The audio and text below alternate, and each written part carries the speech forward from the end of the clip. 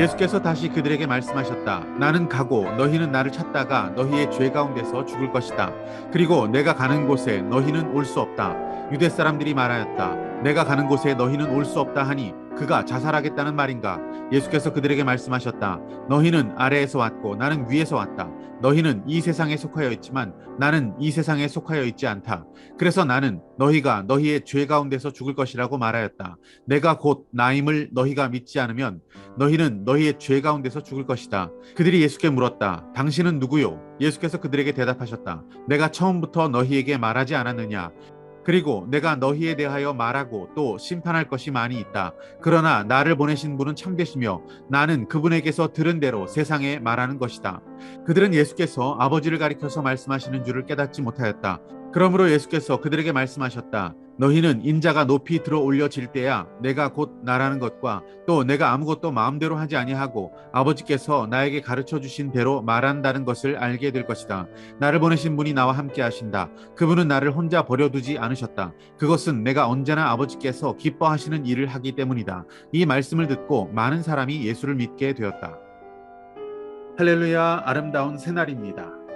예수님께서는 유대인들 앞에서 오늘 일종의 전도 부흥회를 하고 계십니다. 21절 말씀에서 주님은 이렇게 도전하십니다. 너희는 죄 가운데서 죽게 될 것이다. 그리고 내가 가는 곳에 너희는 올 수 없다. 이것을 내자로 줄여서 말하자면 불신지옥이라는 말씀입니다. 매우 무서운 경고의 말씀을 하십니다. 어떻게 보면 너무 세게 말씀하셔서 다 도망가지는 않았을까 싶은 그런 말씀을 선택받은 민족이라고 자부하고 있는 그 유대인들에게 하고 계시는 것입니다. 요즘엔 그렇게 무서운 말로 도전하는 전도자를 만나기 어렵습니다. 그런 말씀으로 도전하고 있는 집회 강사도 보기가 어려운 세상이죠. 그런 전도법을 주장한다면 아마도 퇴출시켜야 한다라고 그런 소리 들을지도 모르겠습니다. 요즘은 살살 달래서 말해도 교회 다닐까 말까 싶은데 어떻게 주님은 그렇게 강력한 말씀으로 도전하고 계실까? 주님이 그렇게 도전하셨을 때 사람들은 혼란에 빠지게 됩니다. 그때 주님은 그 주님의 말씀을 아직도 이해하지 못하는 그들에게 다시 한번 전하십니다. 나는 위에서 났고 이 세상에 속한 존재가 아니라는 것을 그들에게 설명해 주십니다. 그리고 다시 한번 그들에게 같은 도전을 하십니다. 나를 믿지 않으면 죄 가운데서 죽을 것이다. 그때 그들이 예수님께 매우 중요한 질문을 던집니다. 당신은 누구요? 이것은 매우 결정적인 질문이라고 생각합니다. 지금까지 예수님은 자신이 누구신지를 그들에게 계속해서 공개적으로 설명해 오셨습니다. 지금도 그 설명을 하시는 중입니다. 하지만 그들은 예수님께 다시 묻습니다. 당신 누구십니까? 예수님이 누군지 모르는 그들의 무지라는 것은 머리가 나빠서 그런 것이 아니라고 생각합니다. 믿음을 갖기는 원하는데 믿음을 갖지 못하겠습니다. 나도 정말 믿음을 갖고 영생을 누리기 원하는데 정말 당신이 그 예언된 그분 맞습니까? 라고 그들이 묻고 있는 것입니다. 그들은 예수님에 대해서 확신을 갖기를 원했습니다. 당신 누구십니까? 그들의 마음에 싹튼 주님을 영접하고자 하는 그 갈망을 보여주는 질문이었다라고 생각합니다. 예수님은 다시 설명하십니다. 자신이 마지막 날에 이 세상의 심판자로 오실 분이라는 사실을 전하십니다. 또한 언젠가 높이 들려 올려질 때가 있다는 사실을 전하십니다. 하나님 아버지께서 나를 보내셨고 그분은 늘 나와 함께 하시고 나는 언제나 하나님의 기쁨이 되어지는 일을 한다라는 사실을 그들에게 재차 3차 증거하십니다. 이것은 전혀 다른 내용이나 새로운 내용은 아니었다라고 생각합니다.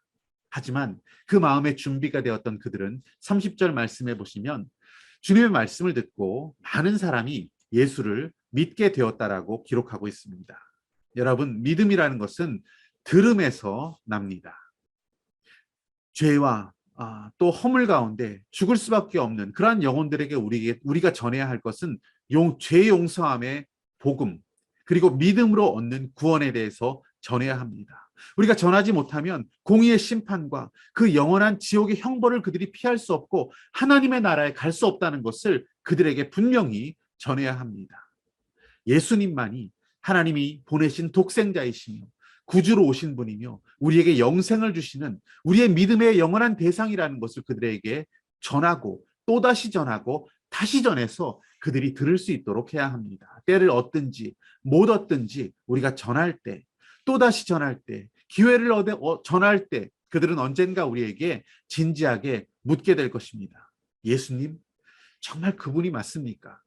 그분을 내가 믿어야 합니까? 라고 그들이 우리에게 물어올 것입니다.